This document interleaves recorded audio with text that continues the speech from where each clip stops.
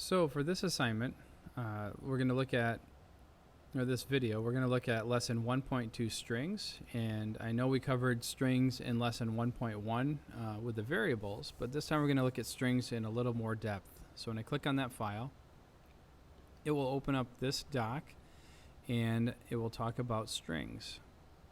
So strings are sets of characters that are stored in a variable. It could be a name, a word, a sentence, a paragraph, etc. And they can all be stored inside of a variable as a string. In this lesson, we'll look at basic string operations, how to enter them, concatenate or join them together, how to change the case from capitals to lowercase and back and forth, and what to do with white space or blank space around strings. And I'm going to put a parenthesis there. Strings are words, names, sentences, etc. that we can use in our program. The following example demonstrates the use of a string and saving it into the variable. In this example, the variable message is going to hold on to the string, I am a string.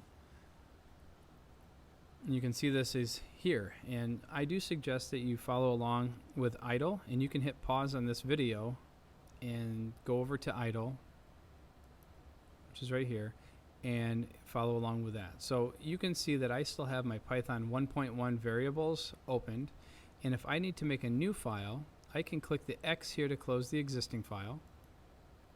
I can go up here to File, New File, make sure it's saved in the right location, File, Save. It's going to try and save it inside of Documents, and I want to make sure that I go down to Recent Places, Unit 1. And I showed you how to use the navigation, the more details arrow here, but once you have saved it there once, it should be in the same spot down here at Recent Places. So I'm going to save this one as my last name, lesson 1.2, and strings. And you can see that I'm separating this with a hyphen just to give it some space. When I hit save, it'll put the strings.py or Python file up here, and I have the entire path across the top. So my example here, message, and then equals I am a string, and then print the message. Remember that the equal sign is an assignment operator, so it's just making whatever comes after that. It saves that inside the box of sorts. The variable message. Am a string. I'm going to do exclamation point there, and then I can use my print command that we covered in lesson 1.1 to print out message. And when I run this, if you remember from lesson 1.1, we can go File and Save. I could do a Command S, use the shortcut, or I can come up here to Run in Module. It needs to save it. I hit OK. And you can see down here at the very bottom, it says it ran the unit lesson 1.1. The file is called strings.py, and it is printing out the correct string in the variable message. It's printing that message, that variable out correctly. And you'll notice that the string is wrapped in double quotes. I can use it. I mean, at this point, we can use either style. You just have to make sure you're consistent between the single and the double quotes. So a string is able to be saved into the variable with either single or double quotation marks. The variable understands that whatever that data is a string because of those quotation marks. So you can see the example here, first name and last name. First name equals Bob. Last name equals Jones. Bob has two quotes, double quotes, and last name just has single quotation marks, and they both will print out the exact text that's in there. So if I say, let's get rid of this one, we'll say first name equals Bob, last name equals Jones, and then print first name, print last name. If I run this small little program. Over here you'll see, yes, I want to save. It's going to say Bob and Jones because they're on two different lines.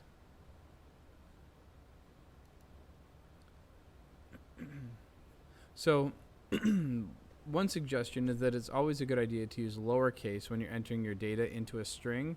So I have a capital I here, capital S. I don't really need that. Bob Jones, Bob and Jones should both be capitalized. But a suggestion is to make sure that you keep them lowercase because it does help with typos, and it also gives Python the ability to change the case as needed. So we can capitalize the first letter of the first name variable, and we can also make the entire thing uppercase, or if it was stored in uppercase, we can make it lowercase. So there are a couple different functions here to use. So these are called attribute functions. So I'm taking the first name and I'm going to print that off, and then the second time I print it off, I'm going to say first name dot title. And so what that does is that capitalizes the very first letter in that variable. So if it's Bob in Jones, it would capitalize the B for Bob or the J for Jones if I did the dot title at the end. The other one here is upper, which means that it is going to print the first name Bob in all uppercase or capital letters. So if I bounce back over here again, I can say first name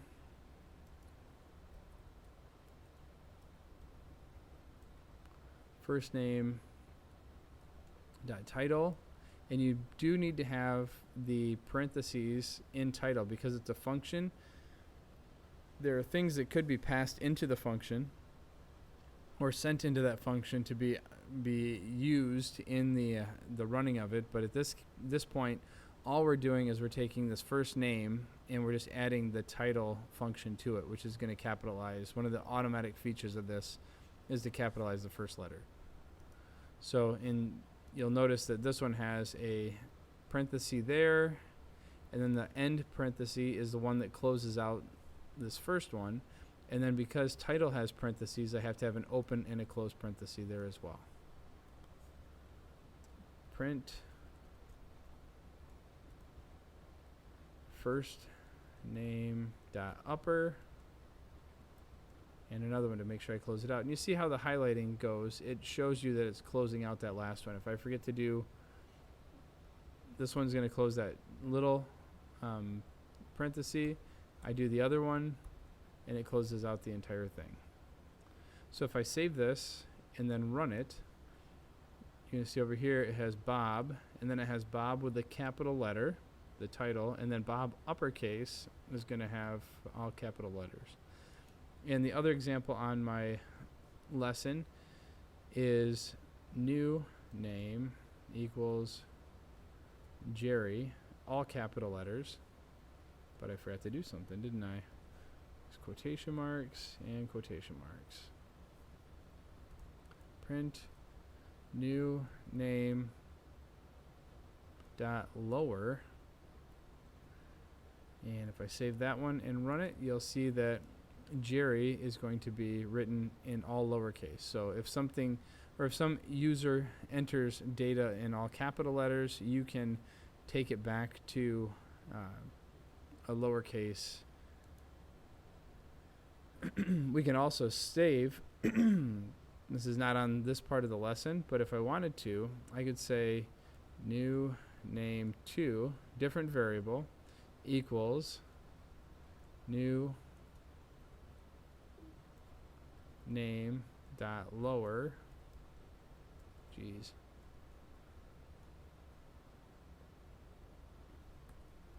Print new name 2. So I can save whatever I'm changing here. If I want to have, let's do this. Let's do print new name, and so I have two different variables here. I have new name equals to capital Jerry, and then I just print it out so it's a lowercase, and then I take new name 2, which is a very brand new variable that we're adding right now, and if I take this variable and make it equal to whatever is here, lowercase, we should be able to see that new name 2 now is stored with the lowercase Jerry. And so I could use, if a user enters all capital letters, I can change everything to lowercase and ensure that all the data has been stored as lowercase, and then it makes it easier for me to manipulate that data later.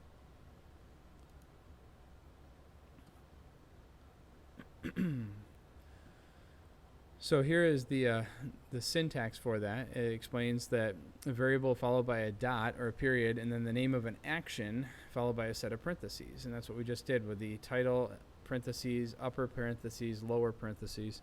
The parentheses can be empty, or they can contain values if needed. And so in this case, these methods are giving functions that are written into Python. They're taking these functions and using them on these strings. It gives it some use there. And like it says later on, we're going to write our own methods. Concatenating strings is just a big word that means you're going to join them together. And so we use the plus sign to combine strings, and this plus sign combines two strings into one. It's called concatenation. And so you can use as many plus signs as you want when you're composing messages. In fact, many web pages are written as giant strings, which are put together through a long series of string concatenations. So you'll see right here in this example, first name and last name, Bob Jones. So I'm going to go back up here to the very beginning. And this will print, this one right here is going to print it on each individual line like we just had. So I'm going to take that.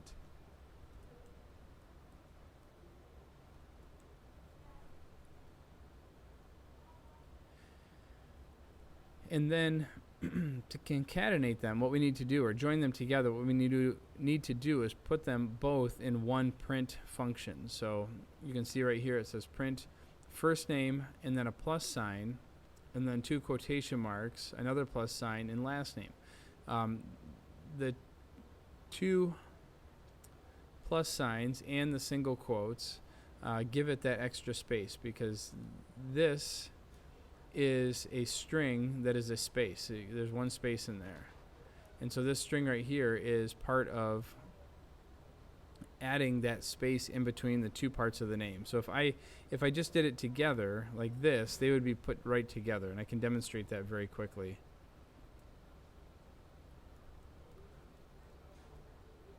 First name plus, if I save that one and run it, you'll see it says Bob Jones right together. But if I come back in here and I copy that one and paste it, and if I do a string of a space and then add another one, so it's taking this variable, whatever's in this variable, then adding it to a space, and then adding that to the last name. When I save it and I run it this time, you'll see that now it has a space between Bob and Jones.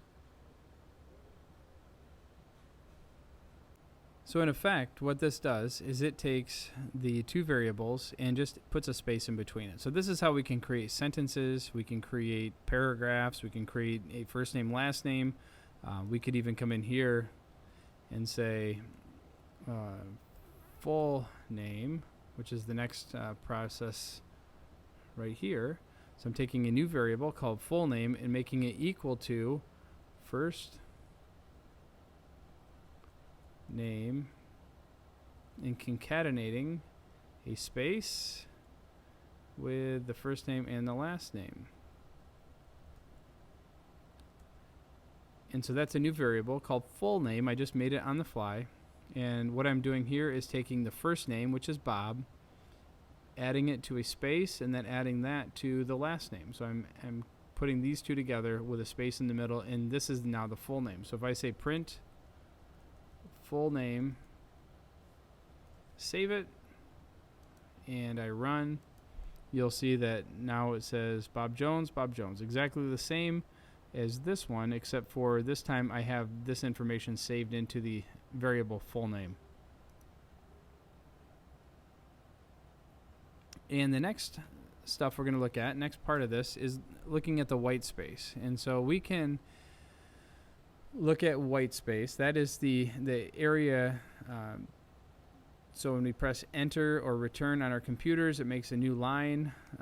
Spaces in between words are white space, and then the tab button that moves over a whole bunch of spaces. This is all white space that I just created on this document. And so we can do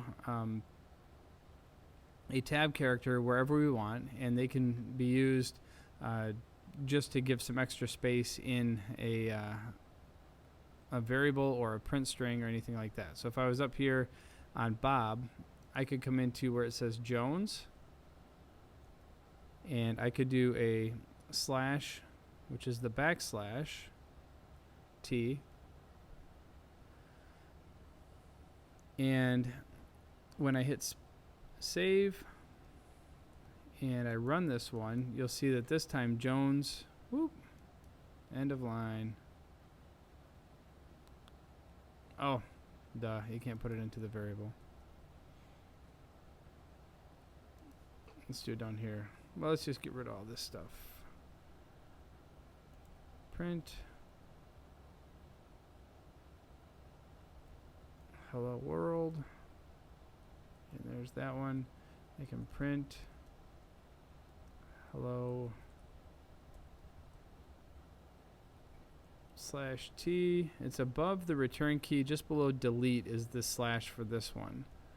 And when I save this and hit run, you'll see that it's going to print off hello world, but the second one, because I have the T, the slash T, the backslash T, it's creating a tab. So it adds another space, a larger space inside there. That's actually, in this case, it's 2 characters wide. That's the space. I can do that at the beginning. If I want to copy this and paste it, I could do a backslash T at the beginning, save it, run, and now I'm going to kick both of them over. So it tabs it over and then tabs it over again. So you can see that it's moving over that far each time. The other one is called the new line, and we can add a new line wherever we want. That's using the backslash N combination. This one is just the same as if in a Microsoft Word or a Pages or a Google Doc, if you press enter or return, it moves you down to the next line. That's what this is doing. So if I change in my example here, if I change my T to an N, now instead of having this first hello world will be on the same line as it always has been, right at the very top. The next one is going to have hello and then world on 2 different lines. And then the last one's going to have an extra space and then a hello and then a world on 2 different lines. So it creates, because I have the new line right here, it creates a blank space right there before it kicks them down to the next. So it actually moves the new line and then it prints off hello and then does another new line and prints off world. So that's what the new line does. We can strip the white space, which means we can get rid of it. So if somebody does too many spaces in a text box or an input box, or if they do anything that way, we can make sure that that white space is gone. So if Bob is entering a name and he presses a space at the end of it, Bob with a space or space and then Bob or whatever it is in there would be a different input than Bob by itself. So if we, you can see right here that there's an extra space and then Bob and then another space, and that's a totally different string than this one. So if I'm looking for this specific word and the user enters this, this does not equal this. And so we can have some errors that way. So to strip the white space, what we do is we use the L strip, R strip, will strip the right space from the right side, or we can just use strip by itself, and that'll take white space from both sides. And because it's hard to see because the spaces are so small and you don't notice it very easily when you just do this example right there. I have this one, so we're going to print a minus sign and then the name of Bob with the space on both sides, and we're going to left strip it, right strip it, and then take it off of both ends. So if I copy this and paste it, okay, and if I save it, what happens is we have Bob with a space. So let me print that one first. Print name. So we should see Bob by itself, and then it'll have a minus sign. Let's do the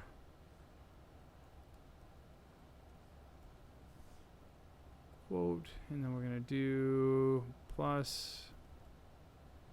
There we go. So what this will do is this will hopefully be a better demonstration of what the left, right. So there's Bob as it's typed right there. You can see the space on either side of the minus sign. If I do the L strip, it's going to pull off the white space from the left side. If I do the right strip, it pulls the white space. This extra space from the right is going to get removed. And then if I just do the strip, it pulls white space, or the spaces or tabs, off of both sides. So it just does everything to make sure that it's all the same. That way, if the user does happen to enter this string, we can make sure that it gets reduced down to just this. Most of the time it's not necessary, but if in cases that you're trying to match a certain string or a certain input to something else, you want to make sure that there are no extra spaces at the beginning or end. So for this project, this lesson, there are 5 different practice problems. Remember that you're going to call your new file, and so in idle, I have already saved mine as lesson 1.2 in strings.py, py. And again, if you don't know how to do that, you should have done that at the beginning, but if you didn't, we can do that right here. We're going to create a new file, and you're going to save it as, we're going to make sure that we save it into unit 1, and we're going to call this file last name, lesson 1.2, strings, and then when you hit save, it will save this file to the right directory and with the right name so you can turn it in. So to go over these projects, you're going to find a quote, and you're going to store that quote as a string in a variable with an introduction such as Bob Jones once said whatever he said, whatever that quote is. And then you're going to print that quote using the variable. So you'll print the variable that's holding on to the quote, and it'll print out. Practice number 2, we're going to store your first name in lowercase in a variable, and then you're using that variable, you're going to print your name in lowercase, title case, which is the capital letter at the beginning, and uppercase. So you're going to follow the case changing sequence. Practice number 3 is creating your full name. So your first and last name in separate variables, and then combine them to print out your full name. Practice number 4 is a person